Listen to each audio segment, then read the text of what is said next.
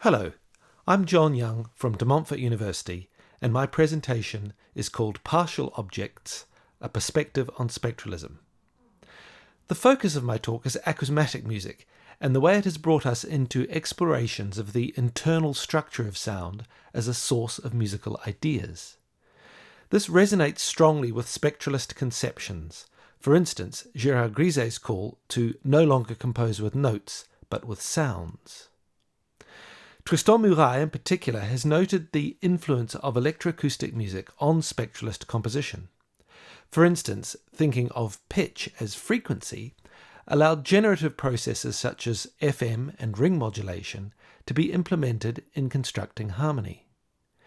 Pierre Schaeffer's conceptions of sound typology and Grisey's outline of a temporal continuum for sound also have a natural affinity in the way they both explain the balance between predictability and unpredictability in an evolving listening experience.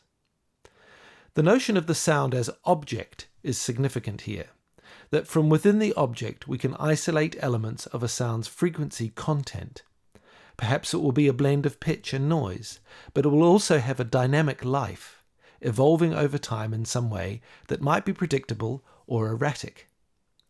These factors are conveniently bundled in Dennis Smalley's term spectromorphology, which turns out to be perhaps the clearest bridge between instrumental spectralist thought and acousmatic music.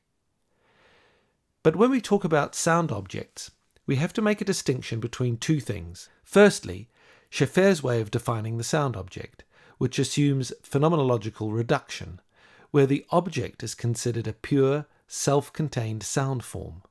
And secondly, the more ecologically informed process of sound source recognition, where, shaped by our experience of the world, sounds do tell us about the objects and energies that create them.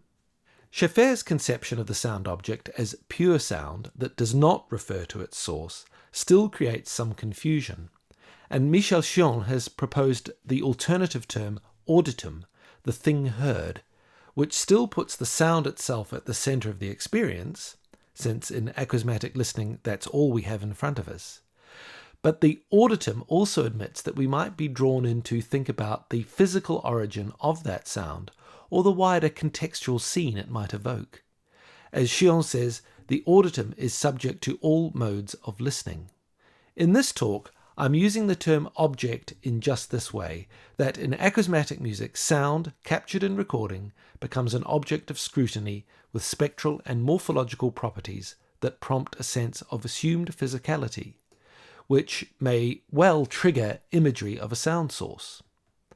So sound objects can be digitally disassembled and transformed for creative and expressive purposes. And part of that expressive agenda stems from the way a transformational process influences our relationship with the imagery of a possible source object. So in an acousmatic workflow, we have processes that will produce partial objects with some familial relationship to the holism of a parent source. I think this belongs within the wider frame of spectralist thought, but unlike instrumentally realized spectralism, the acousmatic world explores sound material directly, without resorting to approximations of pitch or translations of sonority through the secondary timbres of instruments. And I'll now give some examples of how I have used the idea of the partial object, in these cases as slices of sound in duration and in frequency. Tongue twisters recorded in 5 languages were incorporated into this piece called Tongue. In this example, only transients from the speech consonants were retained to make partial versions of the material, but retaining the innate time frame, in other words, the rhythm. Here are Japanese and Swedish examples. この竹垣に竹立てかけたのは竹立てかけたかったから竹立てかけたのです。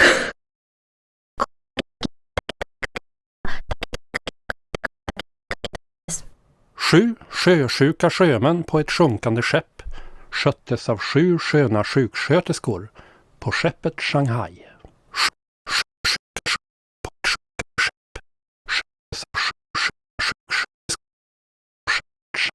These are then interpolated to make new rhythmic constructs, with snatches of their distinctive spectral content remaining audible.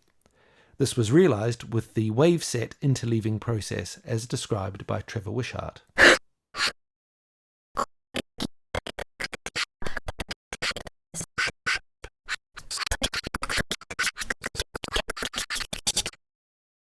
This example is from my acousmatic work Ina, and here the flutter of a small bird's wings re-energizes a layered mix of human breath sounds by substituting the amplitude envelope of one sound upon another, and you'll hear that in sequence. Neither the imposed envelope nor the reshaped spectrum of the breath are in their complete state, so this is an interaction of two partial objects, the dynamic source being an exomorphology, with the spectral source I think of as an idiomorphology, since its defining frequency content is still distinct, but it takes on a fractured quality.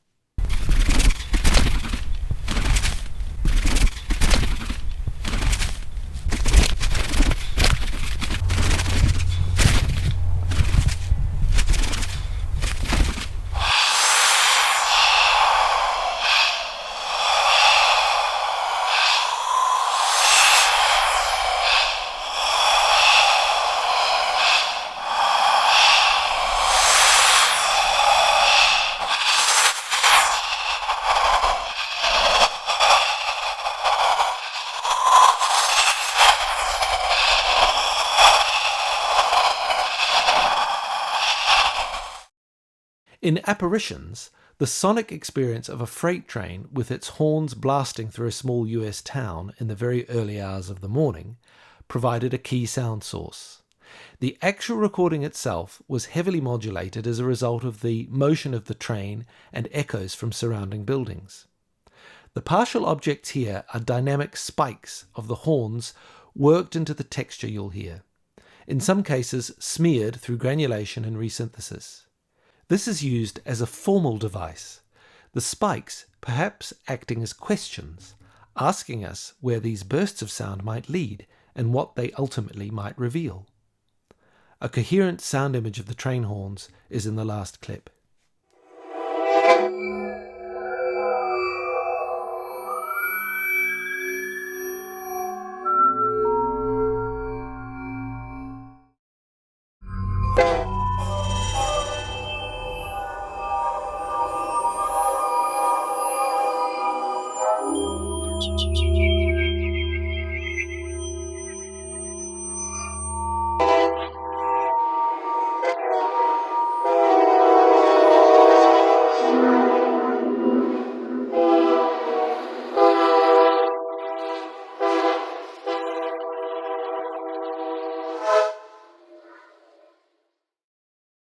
The next two examples deal more precisely with pitch.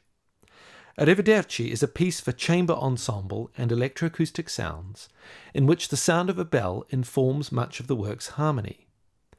These examples show the creation of partial objects from the bell by extracting different spectral components. The bell spectrum as a whole is illustrated here, and it's so rich that there are three potential fundamentals, shown in pink, making for an ambiguous sense of root pitch. By extracting partials from the bell that approximate a C-sharp minor chord, shown in orange, a specific quality of pitch within the bell is unlocked, while other partial combinations project F-sharp minor and G minor sonorities, and you'll hear these in turn.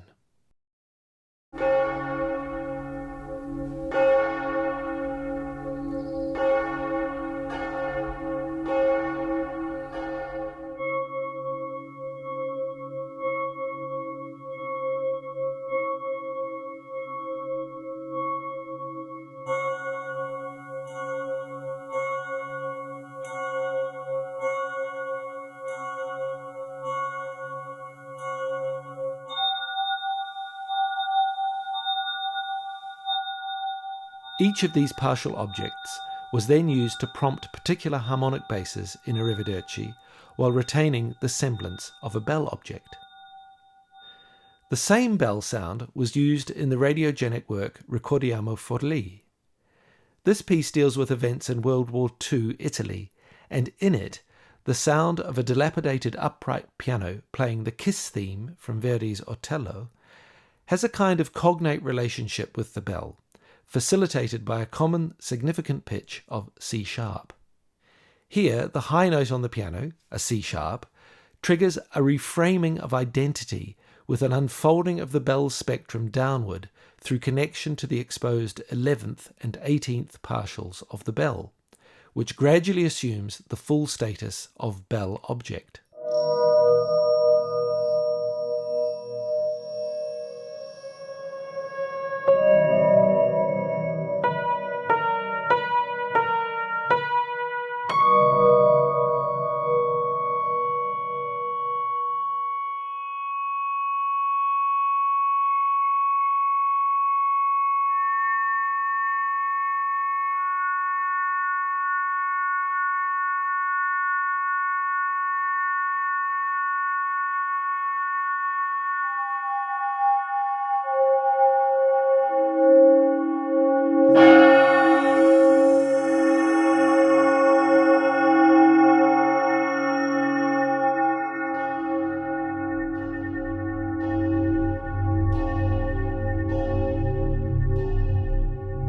This point of meeting through the abstraction of a focal pitch aims to connect the sentiment of the Kiss theme to the bell as an object symbolic of the particular location in which the work itself is set.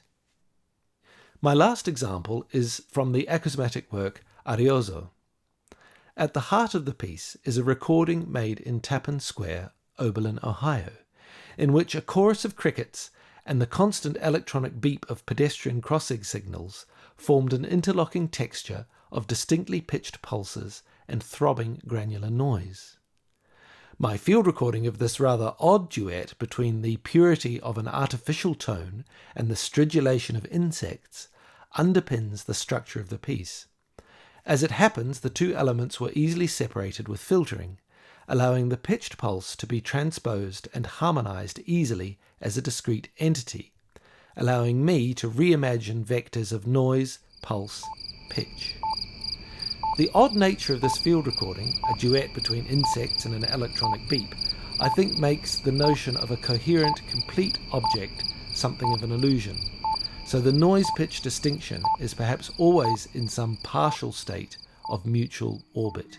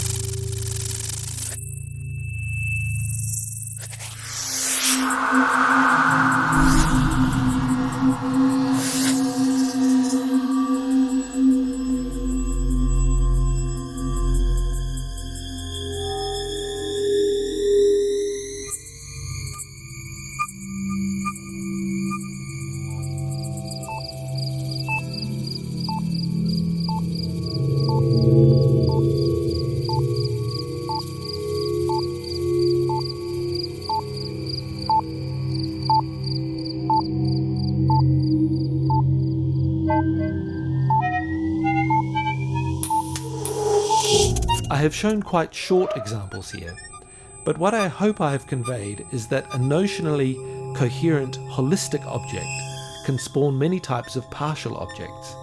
One might think of them as outlines, shadows, traces, or differently illuminated perspectives on the parent object. This becomes a catalyst for formal organization by projecting different qualities of a sound through a larger design. It is also a means of extracting expressive nuance from a single sound identity and shows one way of putting the spectralist agenda into practice.